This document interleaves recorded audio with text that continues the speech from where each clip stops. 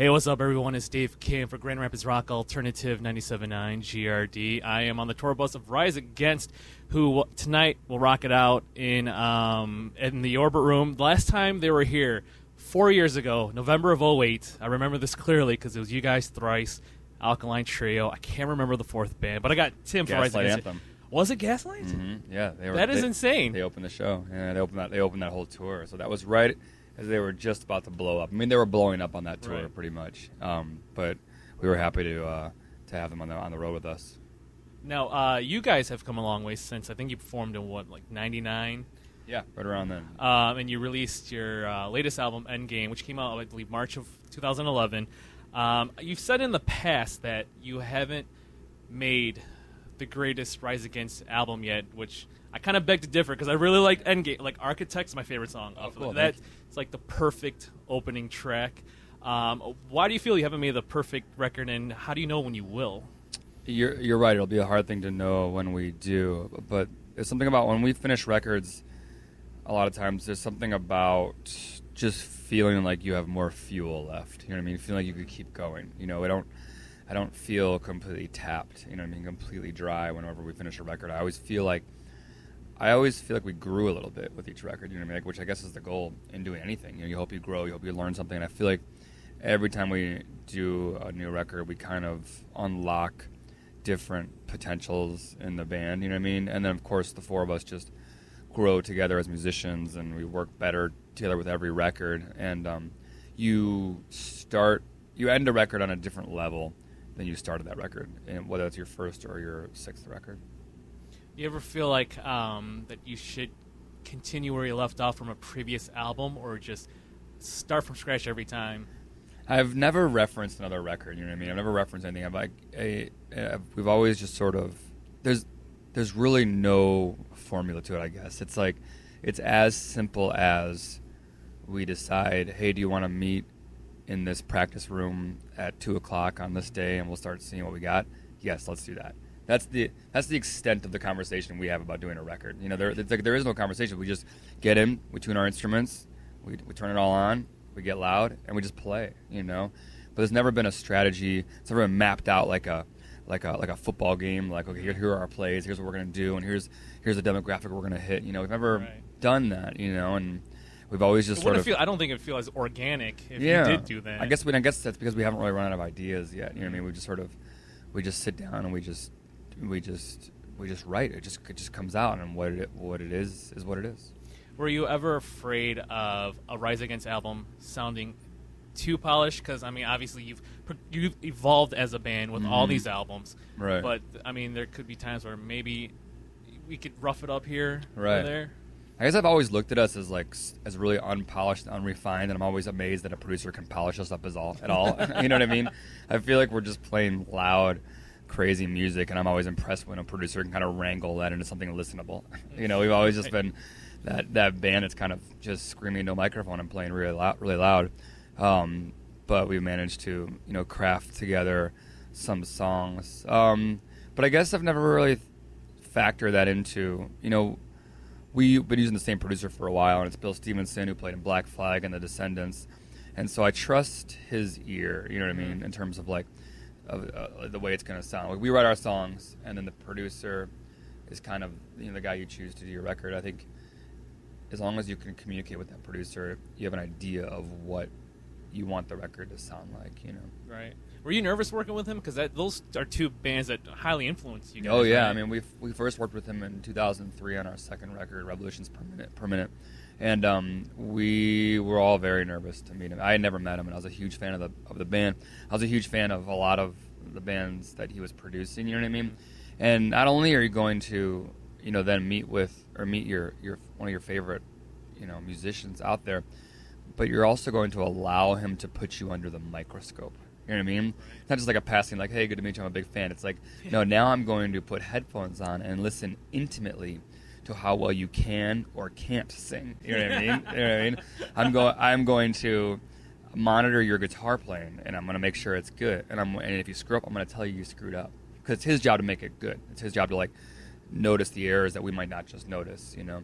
And that was nerve-wracking because, you know, it's one thing to meet your hero, but it'd be another thing to to have him then dismiss you, you know what I mean, and be like, you suck, you know, just like, then that would be just heartbreaking. That'd be like, kind of a downer. Yeah. And as it turned out, Bill fell in love with the band, and we fell in love with Bill at that point too. We did one record without him, and we were like, we need to get back to Bill, and we've done every record since with him. I just saw him on Saturday, actually. He came and did a Black Flag song with us on stage. Oh, nice. Yeah, we had him and Milo, the singer of the Descendants, and we did a Black Flag song together. So his band, the Descendants, played. So it was cool to then go out and headline a festival with our band, but also Bill's band. Right. Now, a video that still gives me goosebumps is "Make It Stop, September's Children." Oh, right. To me, that's you guys. Rise Against have always been known to raise social and political awareness among their peers. Did you ever get a lot of feedback from fans or even non-Rise Against fans thanking you for that video? Yeah, I think that video alone kind of opened us up to a whole world of people who had kind of maybe pigeonholed us as just like some rock band, you know what I mean? Just like, that's just some rock band, their songs on the radio, and, you know, I'm not into that. I feel like that song alone kind of touched on a lot of things that are really important to people, and so it kind of broadened the fan base in that way, you know? Right. Even people who may not even go on to listen to us were at least like, hey, I respect that you did that, or, you know, I feel like there's a few last bastions of homophobia. You know what I mean? Right. I think the sports world is one of those bastions. It's like there's a place where it's like where it still lives, and I think that the rock world, it can live there too, unfortunately. And so I think we sort of took a step back and recognized, well, hey, like we're kind of part of this rock world now, and so I feel like our voice can be something more important as a voice talking about homophobia, but coming out of the rock world and talking about it. Now, speaking of like sexual gender identity issues, earlier this year, Against Me's Tommy Gable, he revealed that he's transgender. He was going to change his name to Laura Jane Grace, right, and undergo operations. I think I did read an article where people were confusing Rise Against and Against Me for that. Right. So I used to have to convince people that I'm not the Against band with the dreadlocked rapper, and now I have to convince them that I'm not the one that's becoming a woman either. Right. So it's like, so you think I'm a rapper or a woman, but either way, you're probably very confused. Now, was that much of a shock to you within like your peers and within the industry when Laura Jane came out with that? It was a shock to me. I don't, you know, I've toured I'm not sure how close you are. I've toured with Tom, you know what I mean? Like, we certainly, you know, aren't very, very close, but we've spent some time on the road together, you know, in bands and everything. And so it was a shock to me, you know what I mean? I've had good friends of mine who have done the same thing where it's been less of a shock, you know what I mean? I've had good friends in high school where it was clear, like, when they finally told me, like, I'm going to become a man, or it's kind of like, well, we always kind of knew that was going to happen, you know what I mean? We could tell you were uncomfortable in your own skin. It was a shock to me, but, you know, I think it's amazing, you know, for Tom to become Laura Jane Grace, and it's such a brave thing to do, you know. It's one thing to do it like in sort of the privacy of your own community, but he's such a public figure that you That's know. the thing. I think it helps fans or even non-fans, people who are going through the same thing, that this person who seems larger than life, who is this huge star, who has going through struggles that everyday people go through. Totally. I mean, it's such a huge thing. I mean, that's the one thing I noticed when we started this band. I became a singer of a band. It's the things that I didn't really expect to happen. I should have, but I didn't. Whereas, like, if you change your hairstyle, fans are like, they either love it or they hate it. I liked it better when his hair was long. I liked it better when his hair was short. You know what I mean? If you gain 5 pounds, like, oh, he's bad now. Or if you lose 5 pounds, he's too skinny now. You know what I mean? Like, you do one little thing, and a fan's like, no, I liked it better this way. And Tom is changing everything. You know, Laura Jane Grace is changing everything, and so I think it's a brave thing. Now, this November marks a very important moment in American history. We will elect our next president, whether it continues to be Barack Obama or Mitt Romney. Rise Against have always been in the forefront of motivating young people to make a difference, go vote. But there still seems to be this low turnout. Why do you think that is, and what do we need to do to get the younger generation to care more? It's a good question. I think that people at higher levels than you and I are trying to figure that out. You know what I mean? I mean, even P. Diddy with his vote or die shirt couldn't even motivate everyone in the world. I think, you know, there's just a lot of speculation. I think it boils down to this gigantic information gap, that there is this lack of information that is trickling down to the young voters, trickling down to people in our audience. By the time they get it, it's so polarized, it's so politicized that they're not sure what to believe. I know for me, when I was growing up, I didn't have any sort of, I wasn't inclined to like either candidate. It was like they were both just a bunch of rich guys competing for, this job, and they were just going to do the same thing. Nothing was going to change. It was like, I don't care about politics. I don't care about the government. I don't care about who's president. And I think that this huge information gap that exists in this country now, where it's hard to get the true hard facts. Which is surprising because you consider everything that's online. I know. It's this. We live in a world where the information is at our fingertips, but because it's at our fingertips and because it's so accessible so instantaneously, it also makes it a commodity that can be bought and sold in a way. Like if I can get online after this interview and tell the world that you were wearing a white T-shirt in this interview, you know what I mean, not a black one. If I get online before you do, I'm right. You know what I mean? Right. You know what I mean? Like, if I have more money than you do and I can buy a little more commercial space to prove, to say that you were, people are just going to hear me say it first. And you have more Twitter followers. Right, yeah. Totally, yeah. I mean, I can put it on a billboard, no, he was wearing a white shirt. You know what I mean? Like, I'm going to win because I have more resources to get that out there. And you're going to be the guy being like, dude, I was there and I was wearing a black shirt. No one believes a Korean. What is that dude from Rise Against talking about? And that's kind of like information has become a commodity that has a price tag, and it doesn't matter if it's true or not. It matters if you can just say it first, and if you can beat it into someone's head and turn it into a 30-second soundbite or a quick little, one-liner and talking point, then that's what gets out there. And it's unfortunate because I feel like there are parties out there that they count on our peers not voting. They expect us not to vote, and they're factoring that into their election. They go, if they were to walk into this show tonight, they would look around and be like, these people aren't voting, so let's get out of here, And I think there's nothing more punk rock than to break that stereotype. There's nothing more punk rock than to throw a wrench in someone's gears and be like, guess what? We all voted, And that changes everything. It's really an important thing, especially in swing states, obviously, but it's a really important thing. And I feel like there are more now than ever before, at least in my life, there are two very different directions that this country could go in, and I think the two candidates are very, very different. I think it would be disingenuous for me as a singer of Rise Against to say that I'm partisan at all, because I'm not, what I mean? But I feel like there are two very different directions going in, and it's worrisome for sure, but I have faith that common sense will hopefully prevail.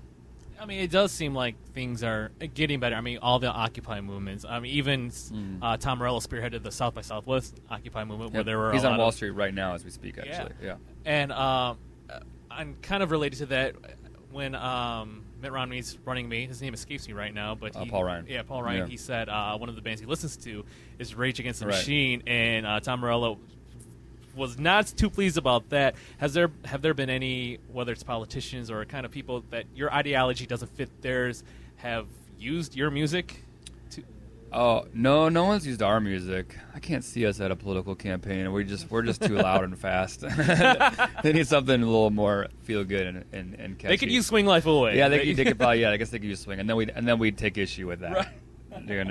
But it's never happened. So. No, on the opposite end, I mean, everyone knows about Rise Against, the deep meaning of of your music. Mm-hmm. Now, have sometimes people thought maybe they're trying to find too deep of a meaning when really there isn't one there, or it's a little bit more simple than people would think? That's a good question. I was actually talking to Brian from Gaslight about this before, and we're talking about the music and the people that make the music, and how sometimes it's important to separate those two things. Mm-hmm. I make the music and I write this music and these songs. To me, they just come to me, and then they get filtered through me and my voice and whatever, and the rest of the guys in the band, of course.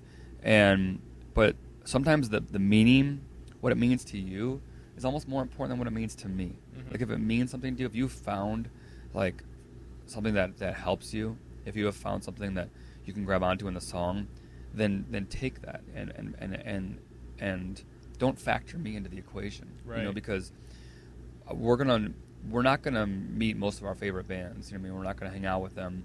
And that's okay with me. You know what I mean? But we'll always have the songs. And the songs are so important. And you almost shouldn't let me get in the way of the song. You shouldn't let a songwriter get in the way of your connection to a song. And it surely means something to me, but it always blows my mind when someone else can see something else. And I think that's totally and completely valid. That's what music should be. Now, it was funny. I was going through old videos and just feel nostalgic. I was watching the Swing Life Away video. Oh, right. I mean, you look so young. Not to say that you look old now. But I do look old now. But do you kind of miss the days when things were much more simple? Oh, you mean like as a band? As a band, just yeah. I mean, I guess earlier you talked about how you still get together, and it's not really a big right. When we write records, it's just as simple as it was before. Yeah. You know.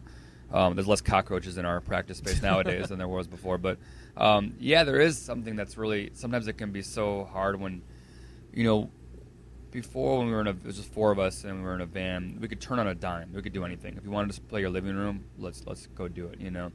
And now it's sort of this whole – you know, you just walked in here and you had to pass by 2 semis and 3 buses to get in here, you know. Right.